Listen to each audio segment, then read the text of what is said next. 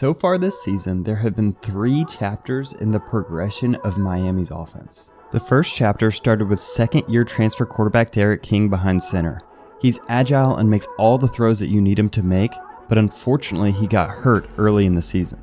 Then came the second era, where Miami struggled to find a quarterback who could truly replace him. But as the season wore on, freshman Tyler Van Dyke has shown more and more that he's a capable quarterback that fits this system nicely. Offensive coordinator Rhett Lashlee really wants to get his wide receivers isolated out in space. And one of the chief ways they can do that is using the RPO glance concept. This quarterback's going to read this backside outside linebacker, and when he commits to the run fake, it opens up a one-on-one matchup on the boundary side of the field for this wide receiver. Lashlee tends to vary his formations before he varies his plays. This is a very similar RPO glance look out of this unbalanced formation. Technically, this formation's illegal because there's not 7 men on the line of scrimmage, but what it does accomplish is it puts this corner in the box in a run fit and forces this safety in one-on-one situation out in space.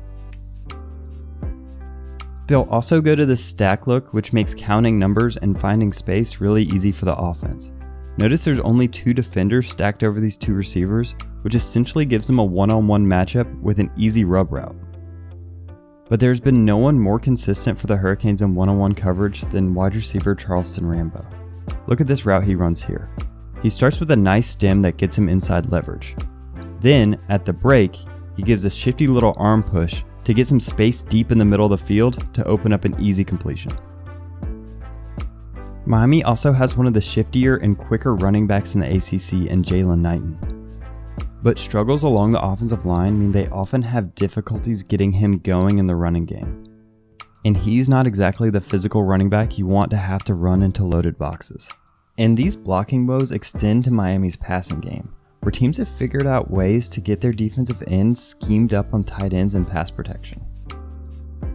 Another interesting quirk about Lashlee's offenses is he's always good for a trick play at least one time a game to try to get an easy 7 points on the board. In a strange turn of events for Miami head coach Manny Diaz, who's a defensive guy by trade, their defense is actually the weaker side of the football. Manny Diaz is one of the originators of the odd front, single gap defense that's taking over much of college football today. Traditionally, with 3 down linemen, you have them play 2 gap, which means that they're playing 2 gaps at once and are more conservative trying to fudge up the middle of the offense. In a single gap defense, these defenders are running upfield quickly and have just a single gap to account for. That means they can be more aggressive in getting upfield and allows them to get a little bit more creative with their stunts. And this defense allows them to be more aggressive on the back end. Look at this perfectly timed corner blitz that blows up this quarterback power in its tracks. Another thing they're hoping to accomplish by blitzing is they want to get the ball out of the quarterback's hand as quickly as possible and get them out of rhythm.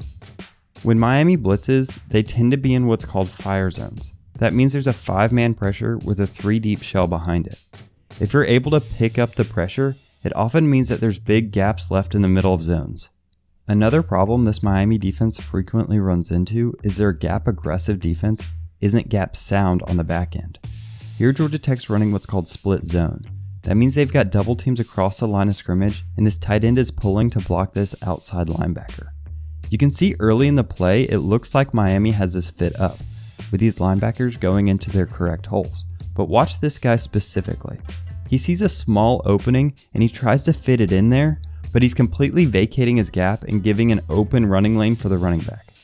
Another way this defense can be vulnerable is when they're playing zone, they tend to be pretty soft in the flats. Several teams have taken advantage of this by just releasing a running back in the passing game and getting free yards. Ultimately, I think Florida State has a chance to run the ball effectively against this Miami team. Georgia Tech consistently found success on this counterplay, which is very similar to FSU's bread and butter, which takes advantage of these linebackers by shifting gaps to the other side of the field and forcing them to relate. But Miami will probably find their own success on the offensive side of the football. Tyler Van Dyke is coming along and improving every week as a passer, and he has some very talented wide receivers to throw the ball to. But no matter where each team is individually, this matchup always proves to be an interesting one, and one that has far-reaching impacts on the state of recruiting and the future of these programs.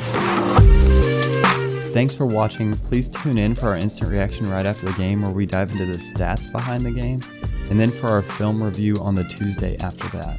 Please check out Tomahawk Nation for other great FSU content, and thanks.